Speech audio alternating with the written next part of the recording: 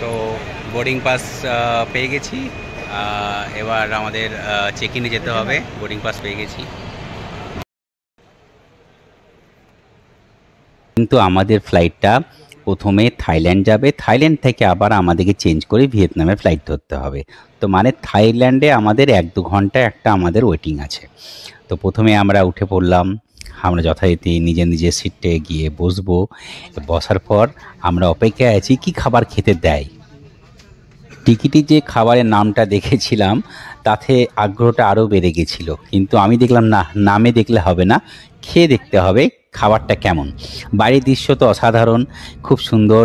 আমরা যখন কলকাতা থেকে টেক অফ করলাম তখন বাইরের দৃশ্যটা আমার খুব ভালো লাগে। এবং বরাবরই না, আমি ফ্লাইটে যাওয়ার সময় উইন্ডো সিট আমার চাই। শুধু ফ্লাইট না, আমি বাস, ট্রেন, ট্রাম যে কোনো জায়গায় গেলে, ট্রেনে গেলেও আমি উইন্ডো সিট প্রেফার করি। আমার বাইরের দৃশ্য দেখতে খুবই ভালো লাগে ভিতর থেকে। সুতরাং বাইরের দৃশ্যটা দেখতে দেখতে যখন আমরা একদম চলে গেছি অনেকটা ওপর দিকে, তারপরে আমাদের কাছে খাবার চলে আসলো। খাবারের সঙ্গে খাবারগুলো প্রথমে বুঝতে পারছিলাম না, মানে খাবারগুলো কী বা কী ধরনের খাবার, কিন্তু দেখলাম বেশ রাইসের মতো আর একটু চিকেন টাইপের লাগছে। কিন্তু খাবারের মধ্যে না একটা স্মেল ছিল যেটা আমার একদম ভালো লাগেনি। মানে ওই যখনই খাচ্ছি ওই স্মেলটা দিয়ে, কিন্তু উপায় নেই, পেটটা প্রচণ্ড চুচু করছিল, খিদে পেয়েছে, খেতে হবে। তো ওই খাবারটা আমার আর রাইসটা না স্টিকি টাইপের ছিল অনেকটা। তো চিকেনগুলো আঙ্কেল চিনস চিকেন এরকম একটা কিছু নাম, অদ্ভুত টাইপের, আঙ্কেল চিকেন চিনস চিকেন রাইস। তো আমি ভেবেছিলাম রাইস আর চিকেন থাকবে, বাট এটা স্লাইস করা আছে, কিন্তু চিকেনের টেস্টটা বা চিকেনটা খেতে অদ্ভুত লাগছিল, এমন একটা বাজে স্মেল। তো ওখানে একটা সস দেওয়া ছিল, টমেটো সস টাইপের, সেই সসটা দিয়ে খাচ্ছি, কিন্তু এই সসটাও কিন্তু অন্যরকম ছিল, মানে নর্মাল সস নয়।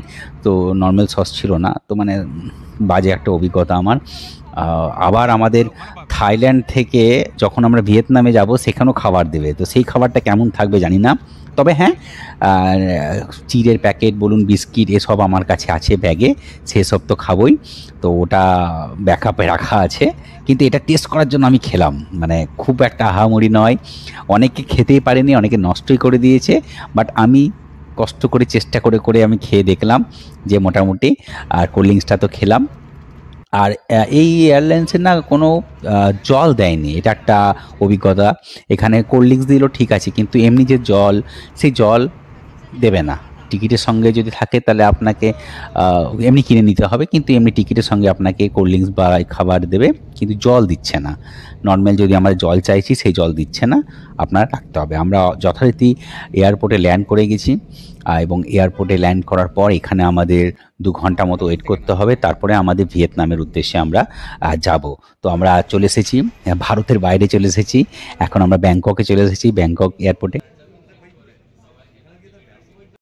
ইন্ডিয়ান টাইম 4:45, কিন্তু থাইয়ের টাইমে 5টা সামথিং বা 5:30। তো আমরা এখন ব্যাংকক এয়ারপোর্টে আছি। ব্যাংকক এয়ারপোর্ট থেকে আমরা আবার ভিয়েতনামের ফ্লাইট ধরবো।